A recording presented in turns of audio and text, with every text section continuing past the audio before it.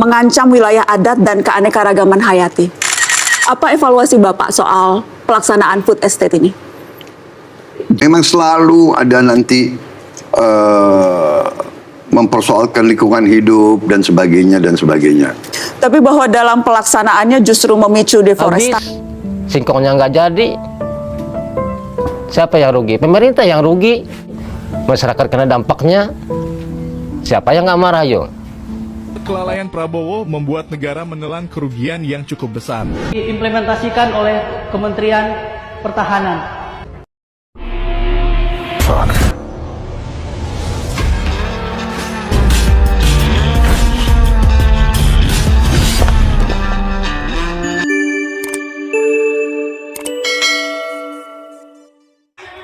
Assalamualaikum. Jumpa lagi bersama saya Arsihan Bahriyadi Manakar. Di video kali ini saya ingin kepada seluruh rakyat Indonesia untuk menghadapi kontestasi Pilpres atau pemilu musiman 5 tahun sekali.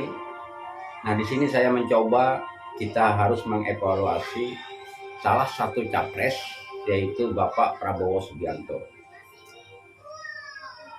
Nah, saya sepakat bahwa di era kepemimpinan Presiden Jokowi ini, bahwa Indonesia mempunyai semangat krisis pangan, lalu menjadikan Indonesia sebagai lumbung pangan.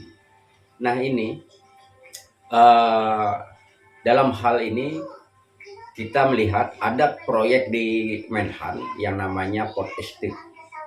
Nah, di sini banyak kejanggalan-kejanggalan, bahkan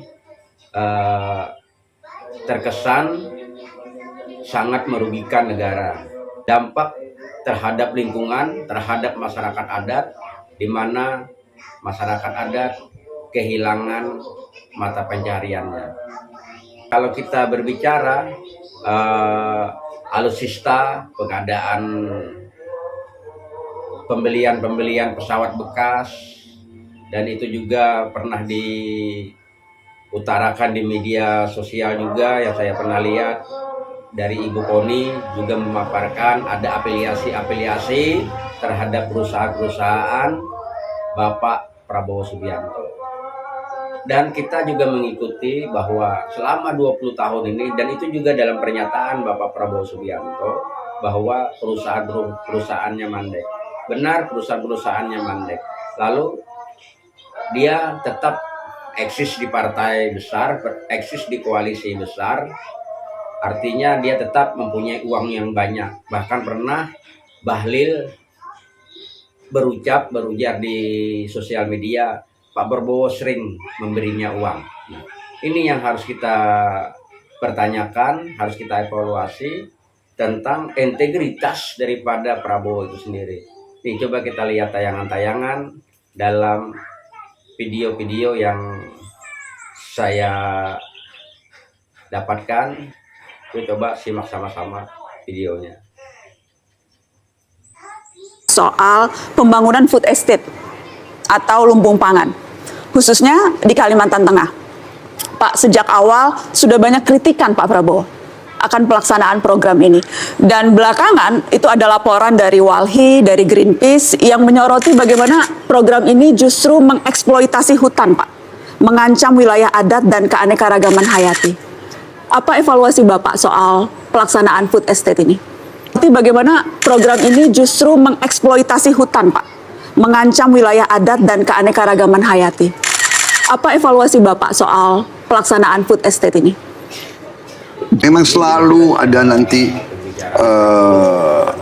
mempersoalkan lingkungan hidup dan sebagainya dan sebagainya. Tapi bahwa dalam pelaksanaannya justru memicu deforestasi, justru kemudian banjir, bagaimana kemudian hak-hak warga adat atas tanahnya kemudian juga tercederai. Ada banyak problem yang justru muncul, Pak Prabowo. Benar, itu bisa dipersoalkan, tapi itu juga ada prosedurnya, ada prosesnya. Dalam pendekatan itu kita selalu mengikuti pengarahan dan petunjuk gubernur setempat, bupati setempat, camat setempat, kepala-kepala suku dan kepala-kepala desa setempat. Ini kita ikuti. Iya kan?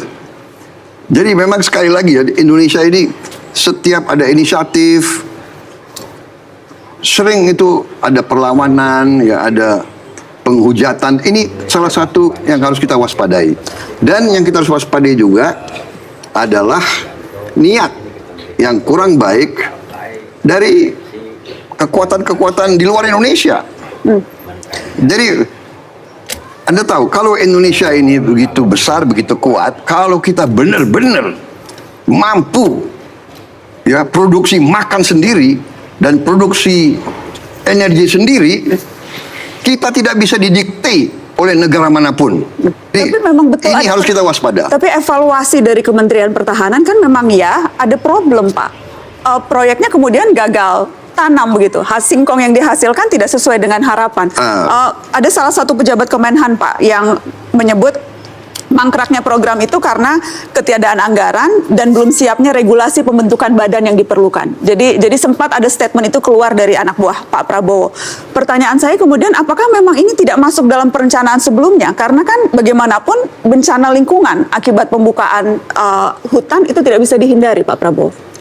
Nah, dari tayangan video ini jelas kita melihatnya bahwa Bapak Prabowo ini integritasnya harus kita evaluasi sama-sama. Kenapa dari pembicaraan ini dia jelas-jelas mengalihkan, tidak mau disalahkan, dia tidak mau bertanggung jawab sehingga dia menyalahkan orang lain daripada video ini. Nah, padahal kenyataan di lapangan dan hasil-hasil dari teman-teman NGO bahwa dari kegiatannya ini sangat berdampak, dan ini rohnya bukan sebagai lumbung pangan, tetapi rohnya adalah kepentingan-kepentingan untuk proyek yang besar. Nah, kalau kita berbicara tentang proyek besar, berarti ada uang besar di dalamnya. Ini coba kita perlihatkan juga pernyataan-pernyataan dari teman-teman, dan ada salah satu warga juga yang mengungkapkan bagaimana kenyataan yang terjadi di lapangan. Coba kita saksikan. Habis singkongnya nggak jadi, siapa yang rugi? Pemerintah yang rugi, masyarakat kena dampaknya. Siapa yang nggak marah, yo? Sudah berapa puluh tahun karet sudah mau sadap gitu, kok digusur? Ku bilang ini namanya Kabupaten Gunung Mas, bukan main-main ini. Jangan dibalik, ini jadi Gunung Singkong. Pernah dulu saya bilang mau tanam ini bisa enggak, kan gitu. Kalau masyarakat semua tahu, walaupun sebodoh-bodohnya kan memang tahu tradisinya itu, kondisi tanahnya kan tahu. Itu nanam singkong di atas pasir, di atas batu. Gimana bisa hidup kayak gitu? Bisa dilihat di atas itu, pada batu granit itu, pasir putih aja.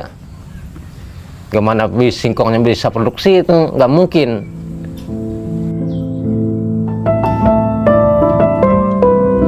Semakin ke sini, proyek Food Estate ini semakin diarahkan untuk mengekspansi, ya, membuka kawasan hutan. Salah satunya misalnya yang di Food Estate Singkong. Itu kan dia mengambil alokasi lahan dari kawasan hutan. Ini menurut kami, sejak awal sudah kami sampaikan, ini akan semakin memperparah kondisi kerusakan lingkungan atau ekologi yang ada di Kalimantan Tengah. Alih-alih mendukung atau memberikan insentif kepada pola pertanian ini, malah datang dengan konsep food estate yang sebenarnya tadi tidak memperhatikan kesesuaian lahan dan kondisi sosial masyarakat dengan praktek pertanian yang mereka sudah jalankan. Karena itu jadi salah satu indikator bagaimana sebuah proyek atau program itu bisa kita lihat akan sukses atau enggak. Kalau kami melihatnya sih sebelum ke situ adalah ini orientasinya apa? Tujuan proyek ini, tujuan food estate ini untuk apa dia? Apakah dia hanya sebagai proyek? Ya tadi kalau sebagai proyek dia hanya akan bagi-bagi kue aja seperti itu. Bagaimana kegiatan bisa terlaksana, anggaran bisa terserap. Tapi kalau dia lebih besar dari itu, kalau cita-citanya adalah untuk pemenuhan pangan, berarti dari awal mengidentifikasi lahan atau lokasi ini dan juga bagaimana menjalankan itu memang harus komprehensif tadi. Dia harus melibatkan semua pihak, khususnya yang paling terdampak adalah masyarakat yang ada di sana. Nah, itu tadi adalah ungkapan dan pemaparan teman-teman tentang apa yang terjadi di lapangan, dan ada kesan dari ini adalah cuman bagi-bagi proyek, sehingga daripada kegiatan program ini sangat merugikan negara kita. Nah, coba kita juga perlihatkan apakah ini dari kegiatan food estate ini juga merugikan negara yang katanya triliunan. Nah, ini kita dengarkan dari pendapat dari Greenpeace Indonesia dan temuan-temuan datanya bahwa perusahaan ini berafiliasi dengan Prabowo Subianto. Coba kita saksikan sama-sama juga ini. Kelalaian Prabowo membuat negara menelan kerugian yang cukup besar.